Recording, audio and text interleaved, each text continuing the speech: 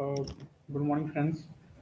Day before yesterday, I was reading an article. It was about the beyond the kill zone, why fighter jets still matter for the India.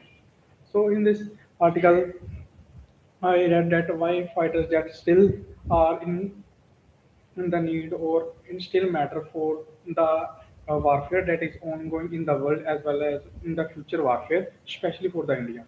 So there was a discussion and some debate as well around in the current warfare of the Israel and the Iran, Ukraine, and the Russia, and we can see that they have used drones and the missiles for the operations instead of the direct fighter pilots or the fighter teams into the warfare.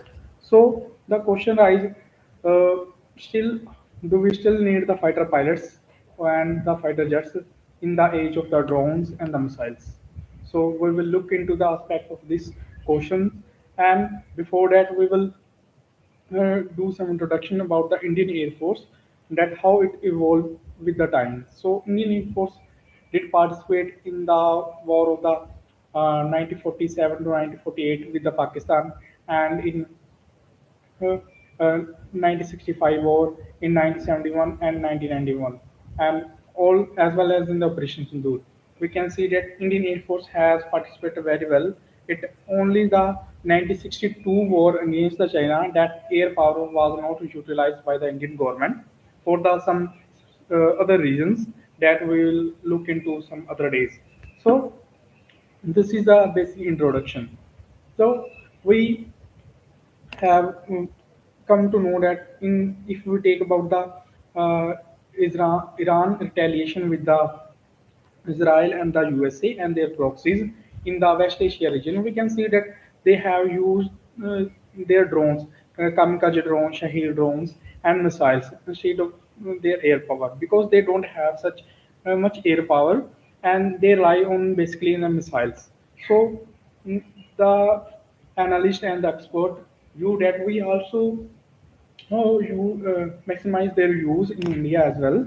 But according to the writer of this uh, writer of this uh, blog and the paper, Mrs. Ritu Sharma, she's a defense analyst on the CPSS, CAPS, and she told that it is not like that we only need missiles and drones in this current warfare and in the coming warfare we have to rely on fighter jets as well. So uh, she stated some reasons that missile various reason um, to uh, to show his point why why fighter jet are still in the need. The first is the missile infrastructure. If we compare our India side, we need actually 400 to 500 bases for the launching of the missiles. So at present we have the capacity of 40 to 50 only. So to making to such a large and the number of uh, missile bases up to 500, we need a large amount of the budget for this expenditure. So that we cannot afford right now. And apart from that, if we look at the aspect of the air launch missiles, the missile uses a heavy booster to accelerate, and during the post phase, the propellant carries it to the target. But in the case of the fighter jets, they carry it with their planes and they directly hit to the target instead of the initial acceleration of the heavy booster.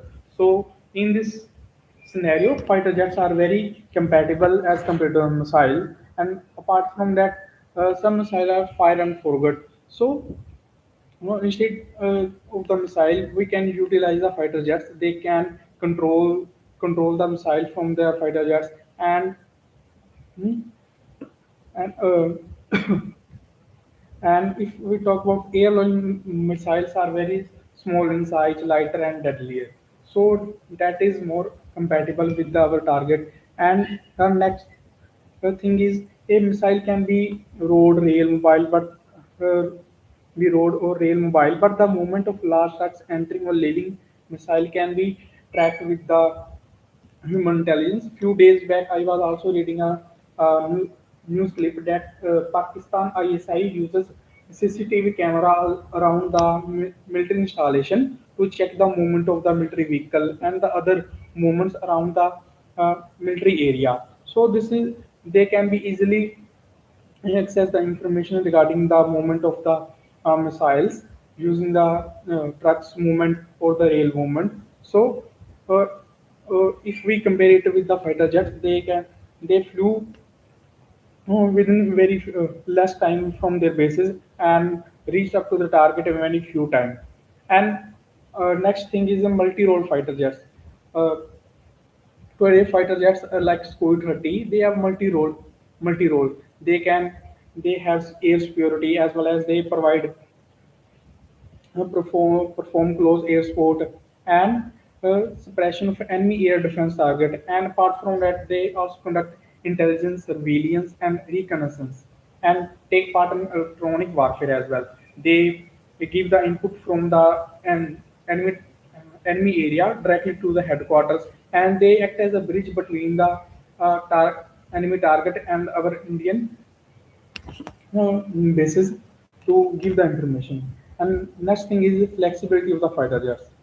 So if I talk about the Sukhoi 30 Mark 1, it is equipped with the Spy 200 and 1000 bombs that are very smart and precise. They can reach up to target up to the uh, they have target up to 3 meter. They can hit the target around the 3 meters, but is in comparison with the missile, their circular error of probability is around 10 to 100 meters. That is very vast.